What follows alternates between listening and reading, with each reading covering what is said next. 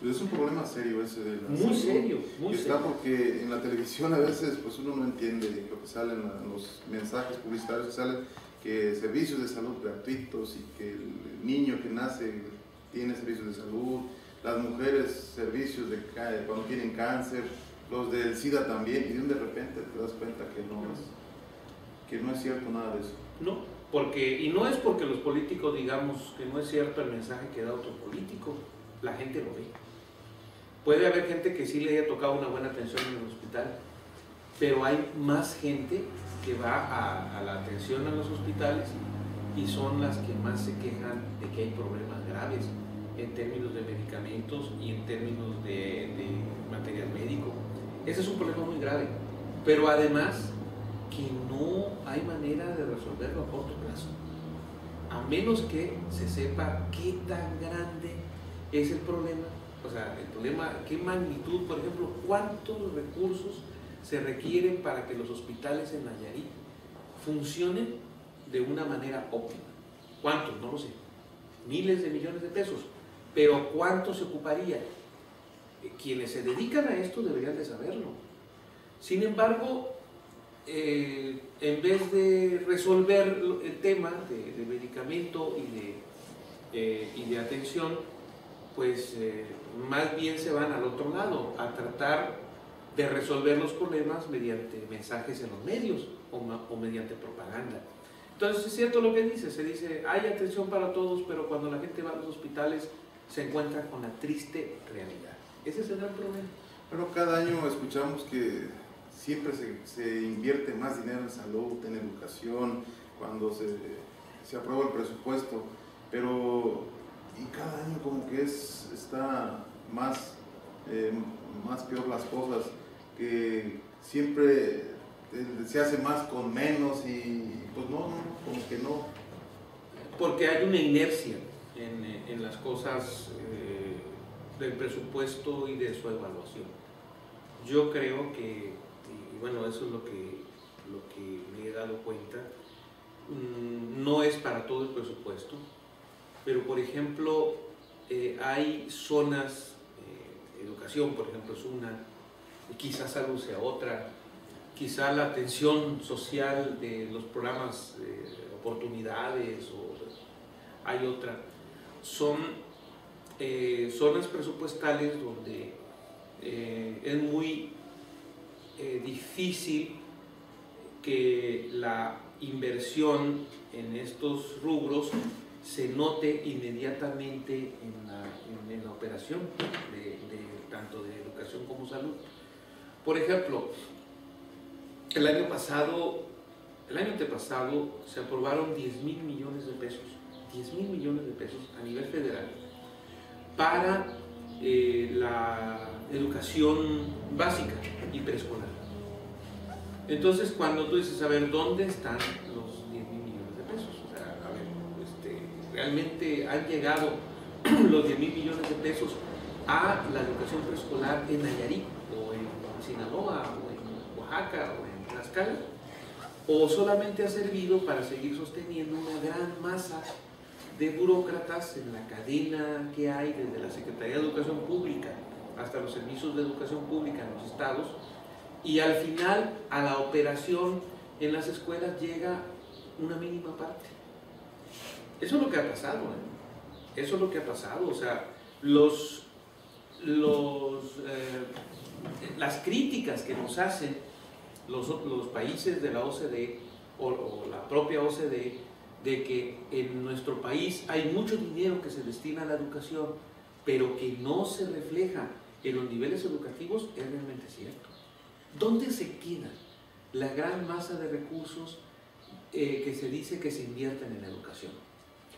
Muchos se quedan en el sindicato, muchos se quedan en todo el entramado burocrático, desde la Secretaría de Educación Pública Central hasta las Secretarías de Educación de los estados.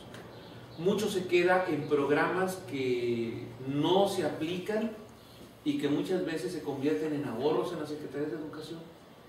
Y mientras, para poder resolver los problemas educativos que tienen las escuelas, pues no hay dinero, no hay recursos. andan sacándoles el dinero a los padres de familia para resolver los problemas de la luz, de las pinturas, de los pupitres, cuando la cantidad que se invierte en educación en nuestro país es de las más altas en los países de la OCDE, que son los países desarrollados en el mundo.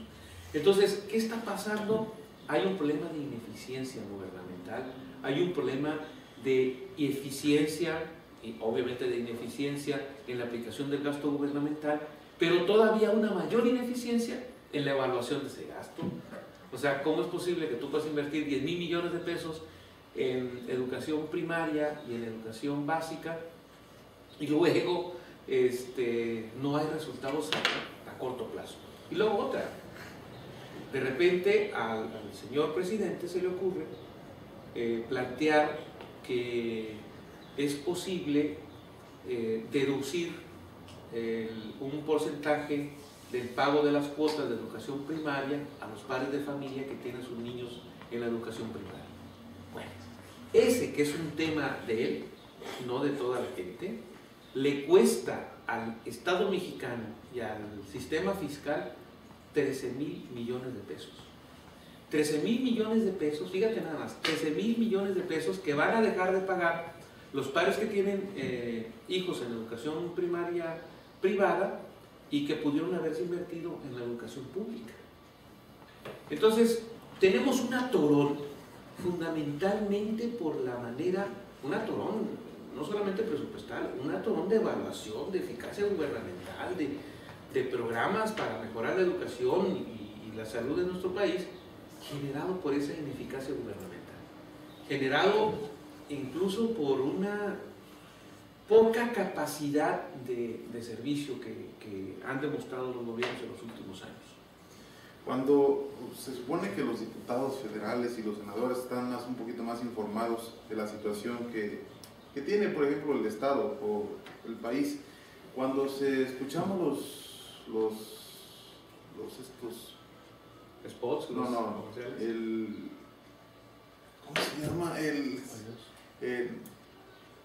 El informe, los informes de gobierno, de municipales, tanto estatales y pues a lo mejor también el nacional, pues nos pintan un panorama muy bonito. Yo me fijo que de aquí, por ejemplo, en el caso de Nayarit, no sé, en los demás estados, siempre vamos en los primeros lugares en todo. En salud, en educación, en seguridad pública, siempre salimos en primeros lugares, ganándole inclusive a Jalisco, ganándole a Veracruz, ganándole hasta al Estado de México. Y luego dice pues, ¿dónde? ¿Ustedes cómo lo toman cuando escuchan eso? Cuando van al informe y sale todo eso publicado, vamos en primer lugar en todo. Bueno, yo tengo 3 años que no voy al informe, al menos al estatal. ¿Por qué? Precisamente porque hay un manejo de cifras y de mensajes que a mí me parece poco serio. Y lo dije cuando el actual gobernador cumplió su segundo informe. Yo asistí al primero y asistí al segundo. Pero cuando en el segundo yo dije, comenzó de una manera formal hablando de las cosas, a la mitad del informe comenzó a hacer la labor propagandística que sabe hacer muy bien el gobernador. Yo dije, esto ya no es un informe, es un instrumento de propaganda. Entonces, cualquier acción de gobierno se convierte en un instrumento de propaganda. La verdad, yo dejé de asistir a los informes precisamente por eso.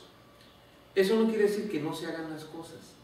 O sea, sí se hacen las cosas, hay clínicas, hay escuelas, se han instalado universidades en Valle de Banderas, el tecnológico también, se ha trabajado en ciencia y tecnología, pues, con los niveles que podemos hacer aquí en Nayarit. O sea, cierto, se han hecho cosas porque el gobierno tiene la obligación de hacerlas, pero de ahí a convertir un informe en un instrumento de propaganda hay una gran diferencia. Porque un informe de un gobernante tiene que ser cuáles son los logros y los avances que todos los gobiernos tienen, porque bueno, para eso están para aplicar el presupuesto y resolver problemas que tiene la población. Pero de ahí a convertir en un instrumento propagandístico, incluso que cuesta muchos millones de pesos, Yo digo que hay una gran diferencia.